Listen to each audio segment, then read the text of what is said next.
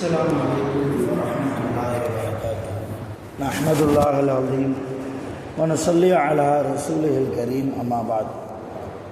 அன்பான பெரியோர்களே, ஜமாத்தார்களே, அல்லாவின் அருளால் ஃபஜ்ருடைய தொழுகை இமாம் ஜமாத்தோடு தொழுதுவிட்டு அல்லாஹ்வை பற்றியும் அல்லாஹ்வுடைய ரசூலை பற்றியும் பேசுவதற்காக கேட்பதற்காக நாம் எல்லாம் அமர்ந்திருக்கிறோம். ரப்ப சுப்ஹானஹு வ தஆலா நம்முடைய எல்லா அமல்களையும் பரிபூர்ணமாக கபூல் செய்வானாக. கைர் பரக்கத்துகள் நிறைந்த நாளாக கெட்ட முடிவுகளை விட்டும் முசீபத்துகளை விட்டும் உலகத்தின் ஆபத்துகள் அல்லாஹ்வின் படைப்புகளின் தீங்குகளை விட்டும் முழுமையாக பாதுகாப்பு பெற்ற நாளாக அல்லாஹ் இந்த நாளை நமக்கு அமைத்து தருவானாக. அருமையான பெருமக்களே, குடும்ப வாழ்க்கையில் நாம் மகிழ்ச்சியாக இருக்க வேண்டுமானால் நபி ஸல்லல்லாஹு அலைஹி வஸல்லம் அவர்கள் எப்படி தன் மனைவிமார்களோடு குடும்பத்தார்களோடு வாழ்ந்தார்களோ அது போன்ற வாழ்க்கையை நாம் வாழ்வதற்கு, நம்முடைய குடும்பத்தில் அதை கொண்டு வருவதற்கு நாம் முயற்சிக்க வேண்டும். ஏனென்றால் குடும்ப வாழ்க்கையில் ஒரு மனிதனுக்கு மகிழ்ச்சி கிடைக்கவில்லை என்றால், தன்னுடைய குடும்பத்தின் மூலமாக ஒரு விதமான சந்தோஷம், மன திருப்தி என்பது ஒரு மனிதனுக்கு இல்லை என்றால் அவருடைய இபாதத்தில் பலகீனம் ஏற்படும். அவருடைய இபாதத்தில் பலகீனம் ஏற்படும். சஹாபாக்கள் மனைவிமார்களோடு ஏதாவது ஒரு மனக்கசப்பு ஏற்பட்டால் அவர்கள் இபாதத்தை அதிகப்படுத்துவார்கள். அதுவரைக்கும் தொழுது கொண்டிருந்தவர்கள் மனைவிமார்களோடு ஏதாவது ஒரு பிரச்சனை, மன கஷ்டமாக இருக்கிறது என்றால் அதிகமாக தொழக்கூடியவர்களாக, அதிகமாக துஆ செய்யக்கூடியவர்களாக, இபாதத்தில் அதிக நேரங்களை செலவு செய்யக்கூடியவர்களாக சஹாபாக்கள் இருந்தாங்க. ஆனால் இன்றைக்கி நாம் அல்லாஹ் ஏதாவது ஒரு கஷ்டத்தை, ஏதாவது ஒரு முசீபத்தை நம்முடைய குடும்பத்தில் வைத்தால், தந்தால், அதுவரைக்கும் தொழுது கொண்டிருந்தவர் அதுக்கப்புறம் பள்ளியாசல்ல ஆள் பார்க்க முடியாது இல்லையா? ஏன் தொலை வர்றதில்லைன்னு கேட்டால் தொழுது என்ன பிரயோஜனம் என்று கேட்கிறார். நான் தொழுதேன், தஹஜ்ஜுத் தொழுதேன், எல்லாம் தொழுகிறேன், ஆனால் எனக்கு நல்ல மனைவி அமையலையே என்று புலம்புகிறார். எனக்கு நல்ல பெற்றோர்கள் அமையலையே என்று புலம்புகிறார் இல்லையா? என் வியாபாரத்தில் தொடர்ந்து நஷ்டம் வருதே என்று சொல்லி அடுத்தவரிடத்தில் அழுகிறார். இப்போ இந்த ஒரு நிலைமையில் தான் நாம் வாழ்ந்து கொண்டிருக்கிறோம். இன்றைய காலத்தில் முஸ்லிம்கள் வாழ்கிறார்கள். அப்போ குடும்ப வாழ்க்கையிலும் வியாபாரத்திலும் நமக்கு ஒரு மகிழ்ச்சி வேண்டுமானால் நபிகள் நாயகம் ஸல்லல்லாஹு அலைஹி வஸல்லம் எப்படி மனைவிமார்களோடு தன் குடும்பத்தார்களோடு வாழ்ந்தார்களோ அதுபோன்று நாமும் வாழ வேண்டும். அருமையான பெருமக்களே, ஒரு தடவை ஆயிஷா ரலியல்லாஹு தஆலா அன்ஹா அவர்களுக்கும் ரசூலுல்லாவுக்கும் ஒரு சிறிய பிரச்சனை, எல்லா வீட்லேயும் வர்ற மாதிரி ஒரு சிறிய பிரச்சனை.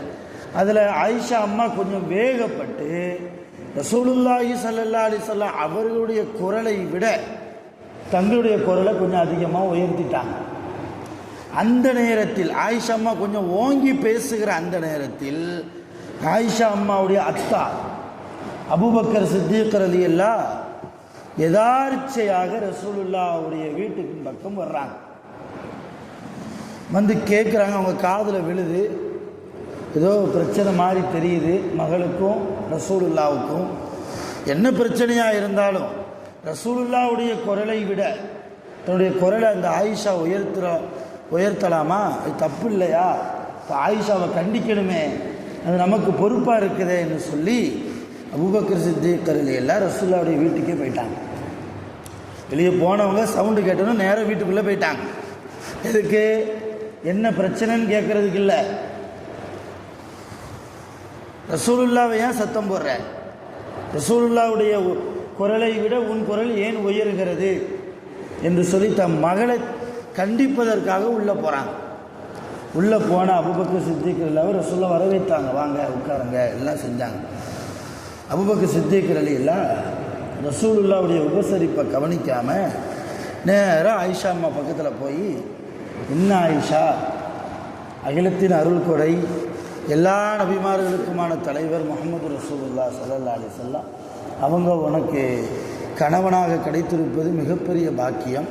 அப்படி இருக்கிற போது நீ எப்படி அவங்க குரலை விட உன் குரலை நீ உயர்த்தலாம்னு சொல்லி அடிக்க கை ஓங்கினாங்க. யார்? அத்தா மகளை அடிக்கிறதுக்கு கை ஓங்குறாரு. யார் முன்னால்? ரசூலுல்லாஹ் முன்னால். நபி ஸல்லல்லாஹு அலைஹி வஸல்லம் நெஞ்சை பிடிச்சி தள்ளி விட்டாங்க. யாருடைய நெஞ்சை? அபூபக்கர் ரலியல்லாஹுடைய நெஞ்சை பிடித்து தள்ளி விட்டாங்க. அபூபக்கர் யார்? மிக நெருங்கிய நண்பர். ரசூலுல்லாஹ்வுக்கு ஒரு பக்கம் மாமனாராக இருந்தாலும் இன்னொரு பக்கம் மிக நெருக்கமான தோழர். சவுர் குகையில் ஹிஜ்ரத்து செய்து வருகிற போது ரசூலுல்லாவோடு கூட இருந்தவர் அபூபக்கர் சித்திக் ரலியல்லாஹு. ரசூலுல்லாஹ் மேலே அளவுக்கு அதிகமான அன்பை கொண்டவர்கள் தான் அபூபக்கர் சித்திக் ரலியல்லாஹு. அப்படிப்பட்ட அபூபக்கரை ரலியல்லாஹு அன்ஹு என்ன செஞ்சாங்க? ரசூலுல்லாஹ் நெஞ்சை பிடிச்சி தள்ளி விட்டாங்க. அபூபக்கர் ரலியல்லாஹு போய் விழுந்துட்டாங்க. விழுந்த அபூபக்கர் ரலியல்லாஹு கையை பிடிச்சி தூக்கி விட்டு ரசூலுல்லாஹ் கோபத்தோடு கேட்டாங்க, என்ன அபூபக்கர், இந்த உரிமையை உங்களுக்கு யார் கொடுத்ததுன்னு கேட்டாங்க. என் மனைவியை அடிக்க வருகிற உரிமையை உனக்கு யார் தந்தது? உனக்கு மகளாக இருந்தாலும் இப்பொழுது ஆயிஷா எனக்கு மனைவி. கணவனுக்கும் மனைவிக்கும் இடையில் 1008 பிரச்சனைகள் வரலாம். ஒரு கணவனுக்கு முன்னால் அந்த பெண்ணை பெற்றெடுத்த தகப்பனால் கணவன் அனுமதி இல்லாமல் கண்டிக்க கூட கூடாது. உனக்கு யார் அனுமதி கொடுத்தது என் ஆயிஷாவை கண்டிப்பதற்கு? அதனால் இந்த இடத்துல இனிமேல் உங்களுக்கு வேலை இல்லை. பிரச்சனை முடிஞ்சதுக்கப்புறம் கொஞ்சம் நாள் கழித்து உங்கள் மகளை பார்க்க வாங்க, இப்போ வீட்டை விட்டு வெளியே போங்கன்னாங்க ரசூலுல்லாஹி ஸல்லல்லாஹு அலைஹி வஸல்லம்.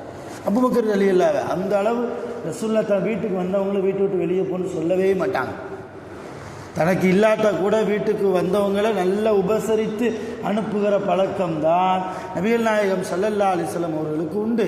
ஆனால் மனைவியை அடிக்க பாய்கிறார், கையை வீசுகிறார், ஓங்குகிறார் என்பதை தெரிந்ததும் அது யாராக இருந்தாலும் சரி நபி ஸல்லல்லாஹு அலைஹி வஸல்லம் என்ன செஞ்சாங்க? வீட்டை விட்டு வெளியே போன்ட்டாங்க. அபூபக்கர் ரலியல்லாஹு போயிட்டாங்க. போனோன்னே பிரச்சனை கொஞ்சம் ஓஞ்சது.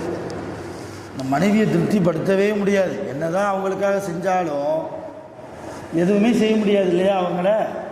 கடைசியில் ஆயிஷா அம்மா ரசூலுல்லாவை பார்த்து கேட்டாங்களா, இப்போ உங்களுக்கு சந்தோஷமா?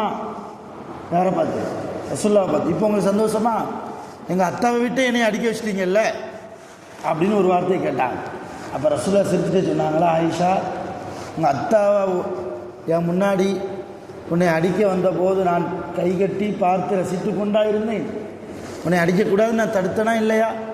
என் அபூபக்கர் அவர் என்னுடைய உற்ற தோழர், என்னோடு குகையிலே தனிமையாக இருந்தவர், எல்லா விதத்திலும் எனக்கு பாதுகாப்பாக எதிரிகளிடமிருந்து என்னை பாதுகாத்த அருமையான நண்பர் என் அபூபக்கர். உனக்காகத்தானே நான் அவரை எதிர்த்திருக்கிறேன், கொஞ்சம் சமாதானம் ஆகிறேன் அப்படின்னு சொல்லி அந்த நேரத்திலும் மனைவிடத்தில் விட்டு கொடுத்து, ஆயிஷா அம்மா சின்ன பிள்ளை, வயதில் ரொம்ப குறைந்த ஒரு பெண், அந்த பெண்ணுக்கு தேவையான அளவுக்கு தன்னை இறக்கி, யார்? அகிலத்தின் அருள்கொடை நபி ஸல்லல்லாஹு அலைஹி வஸல்லம் அவங்க மேலே கோவப்படுறது அல்லாஹ்வுக்கு பிடிக்காது. என் மேலே கோவப்படுறியா, அல்லாஹ் உன்னை தண்டித்து ஆயத்தை இறக்கிடுவான்னு ஒரு வார்த்தை சொன்னால் போதும், அல்லாஹ் ஆயத்தை இறக்கிடுவான். அந்த இடத்தில் இருப்பவர்கள், அந்த அந்தஸ்தில் இருப்பவர்கள் நபிகள் நாயகம் ஸல்லல்லாஹு அலைஹி வஸல்லம். ஆனால் குடும்ப பிரச்சனைன்னு வரும்போது மாமனாரை கூட உள்ள இன்வால்வ் விரும்பலை. நம்ம குரலை விட உங்கள் மக என்ன ரொம்ப பேசுறது, 4 போடுங்க, அத்தாவை அடிக்க விட்டு கை கட்டி பார்த்து சிரிக்கலை ரசூலுல்லாஹ். ஆனால் இன்றைக்கி நம்ம எங்கே தோக்குறோம்? மனைவி நம்ம பேச்சை கேட்கலன்னா மனைவியினுடைய குடும்பத்தார்களை கூப்பிட்டு மனைவியை பற்றி எல்லாத்தையும் சொல்கிறது. அவள் அப்படி செய்கிறா, இப்படி செய்கிறா, பேச்சை கேட்க மாட்டேங்கிறா, அதை செய்கிறா, இதை செய்கிறா. பேச்சை கேட்காமல் இருப்பது தான் பெண்களின் குணம். அல்லாஹ் அப்படித்தான் படைத்திருக்கிறான். அந்த பெண்களிடத்தில் நாம் விட்டு கொடுத்து போவது நமக்கு வர வேண்டிய குணம், ஆண்களுக்கு வர வேண்டிய குணம். அந்த குணம் வந்து விட்டால் அல்லாஹ்வுடைய முழுமையான பாதுகாப்பு, அல்லாஹ்வுடைய பரக்கத் நம்முடைய இல்லங்களுக்கு, நம்முடைய பிள்ளைகளுக்கு நிச்சயம் வரும். நபிகள் நாயகம் ஸல்லல்லாஹு அலைஹி வஸல்லம் அதனால தான் சொன்னாங்க, என்ன மாதிரி நீங்கள் வாழுங்கன்னு நாங்கள் ரசூலுல்லாஹ். உலகத்தில் எந்த தலைவரும் சொல்ல முடியாது, என்ன மாதிரி நான் என் பொண்டாட்டிட்ட எப்படி வாழ்கிறனோ அந்த மாதிரி நீங்களும் உங்கள் மனைவிமார்கள்ட்ட வாழுங்க. யாராவது எந்த தலைவராவது உலகத்தில் சொல்ல முடியுமா?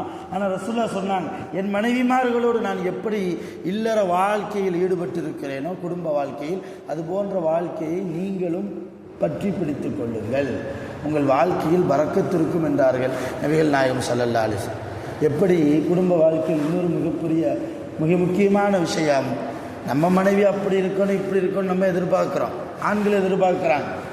நம்ம மனைவி வெளியே எவ்வளோ கஷ்டம் இருந்தாலும் வீட்டுக்கு போனால் எனக்கு தேவையானதை செஞ்சு கொடுக்கணும், சாப்பாடு நேரத்துக்கு சாப்பாடு வந்துடணும், டீ நேரத்துக்கு டீ வரணும், மற்ற இடைப்பட்ட நேரத்துக்கு எனக்கு ஏதாவது தேவைன்னா எல்லாத்தையும் பூர்த்தி செய்யணும், அவள் இப்படி ட்ரெஸ் பண்ணணும், இவ்வளோ அலங்காரமாக இருக்கணும், என் பார்வைக்கு அழகாக இருக்கணும், எல்லாம் எதிர்பார்க்குறோம், தப்பே இல்லை. ஆனால் அதே போன்று தான் ஒவ்வொரு மனைவியும் தன் கணவன் இப்படி இருக்கணும், நம்முடைய கணவன் நம்மள்கிட்ட இப்படி நடக்கணும். சில நேரங்களில் விட்டு கொடுத்து போகணும், சில நேரங்களில் அன்பாக பாசமாக நம்முடைய பேச்சுக்கும் முக்கியத்துவம் கொடுத்து செவிதாழ்த்தி கேட்டு நமக்கு உண்டான இடத்தை அவர்கள் வழங்க வேண்டும் என்று ஒவ்வொரு மனைவியும் எதிர்பார்க்கிறார். குடும்ப வாழ்க்கையில் யார் ஜெயிக்கிறா?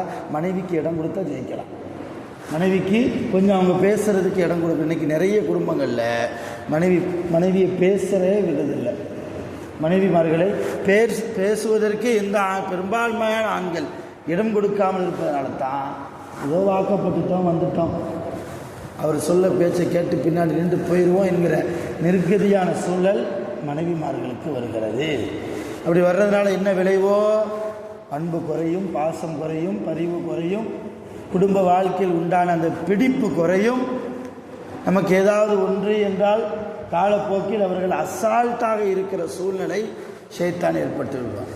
அருமையான பெருமக்கள் ஒன்று புரிஞ்சுக்குவாங்க, எல்லா குடும்பத்திலும் சண்டை வரும், ஆனால் அந்த சண்டை நீடித்து கொண்டே போனால் ஷைத்தான் பார்த்து சிரிக்கிறான்.